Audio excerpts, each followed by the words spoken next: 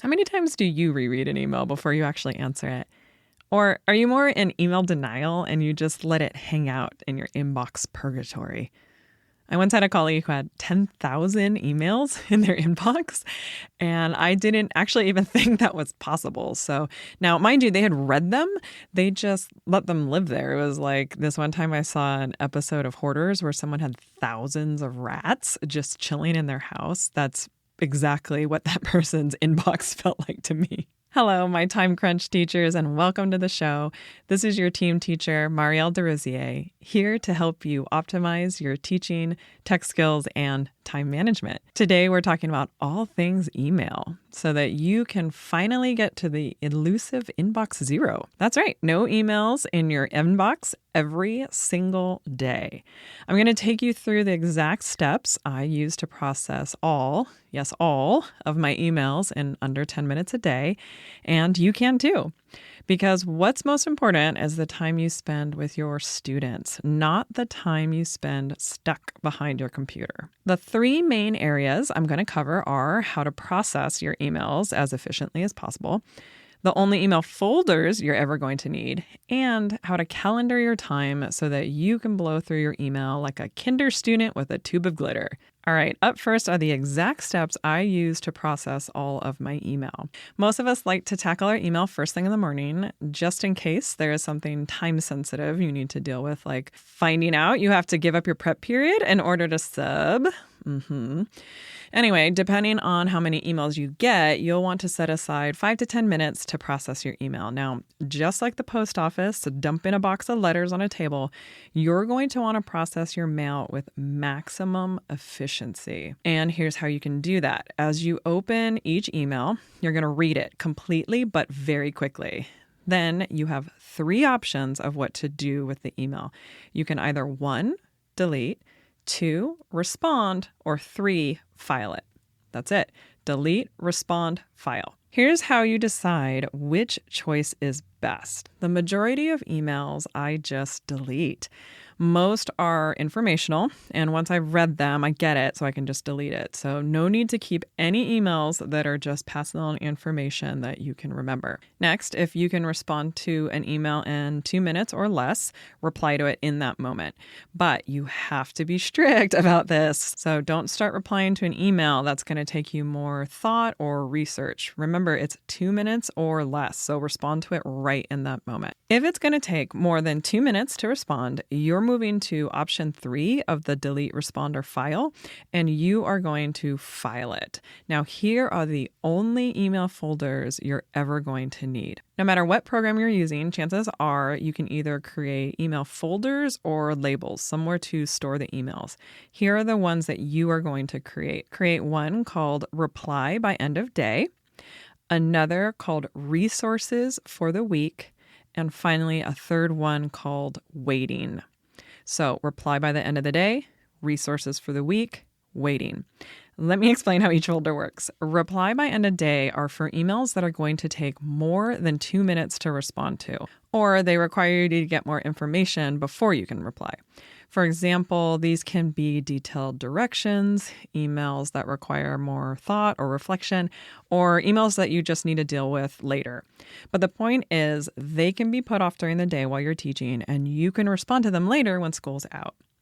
The second email folder is resources for the week. This folder can be used for emails that have information you'll need to access throughout the week. So for example, it could be for a PD schedule, for a staff meeting that's coming up, or sub-lesson plans for a class you're covering, or maybe it's information about a student that you want to refer to in a parent meeting. It's all the things that you need to reference throughout the week.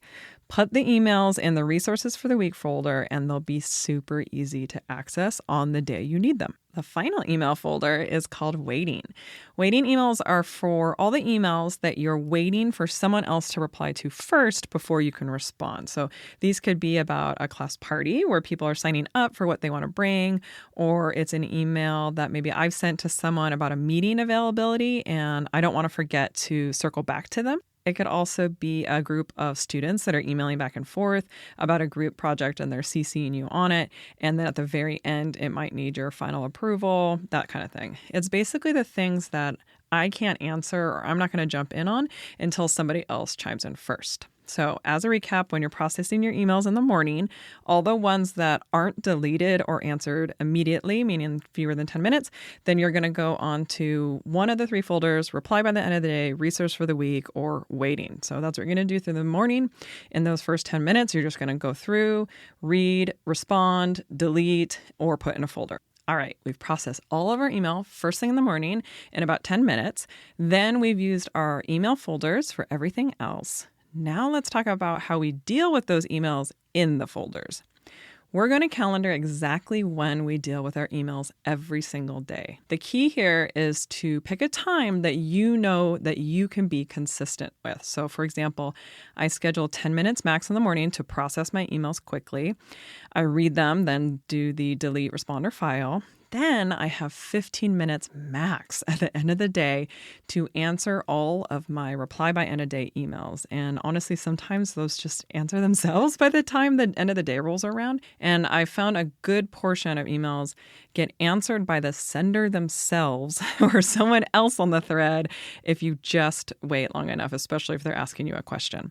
Plus, if you're a full-time classroom teacher like me, I think most people understand that you're supervising children all day, so you won't be able to respond to an email until school is out anyways. Next, once a week, usually on a Thursday, I actually look over all of my waiting emails. So all the emails that we put in the waiting folder to see if I need to follow up on something or if I still need more information. I like Thursday because it gives others enough time to chime in if they need to, but still gives me one more school day if there are any action items that I need to address myself. Finally, on Friday, I delete all of the emails in my resources for the week folder. The week's over and I don't need the information anymore, so I just delete it. If it's not one of those scheduled times, 10 minutes in the morning or 15 minutes after school, then I close my email tab.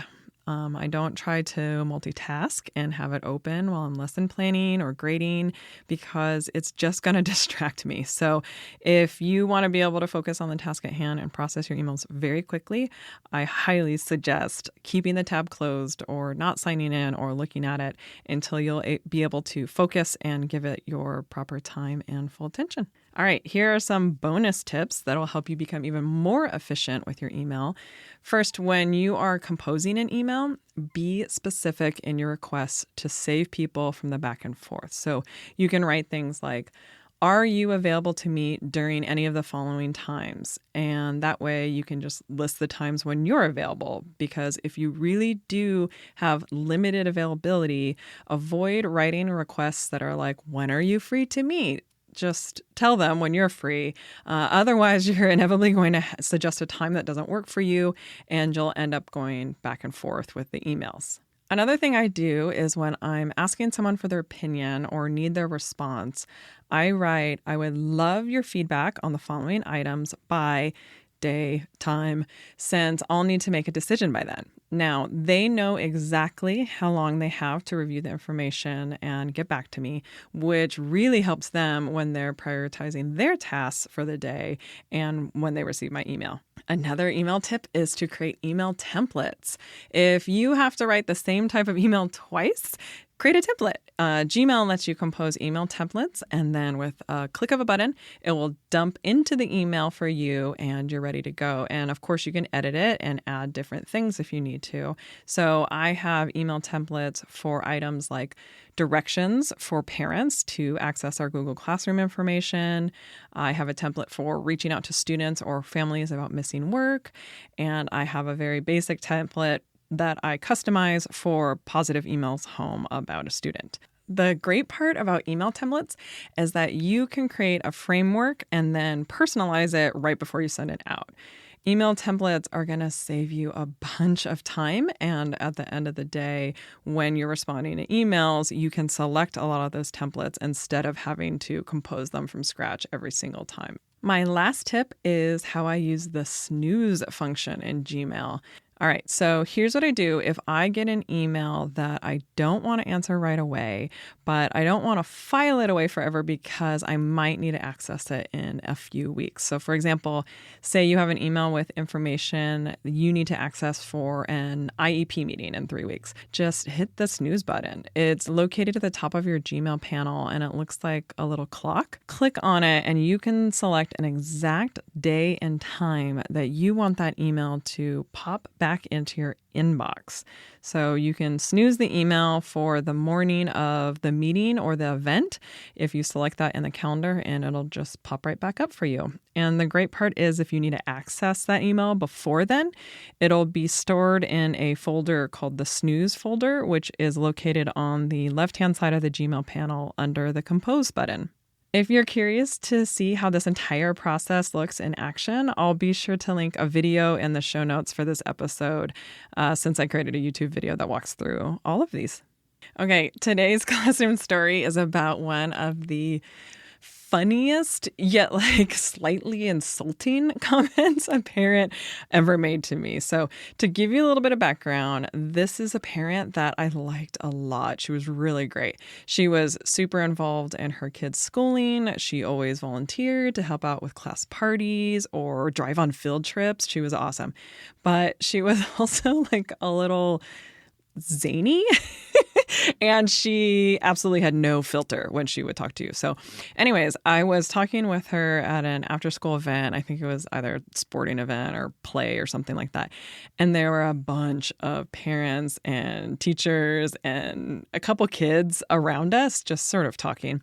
And anyway, she comes up to me and she's talking about something or other. And at one point she says, super loud, she goes, Miss D, I like you. Whenever people talk bad about you, I always defend you. I tell them you're the best. So, I decided to take that as a compliment. You can talk amongst yourselves how you think she intended it, but I liked her a lot, and I think that was maybe her way of saying that maybe she liked me when other people didn't.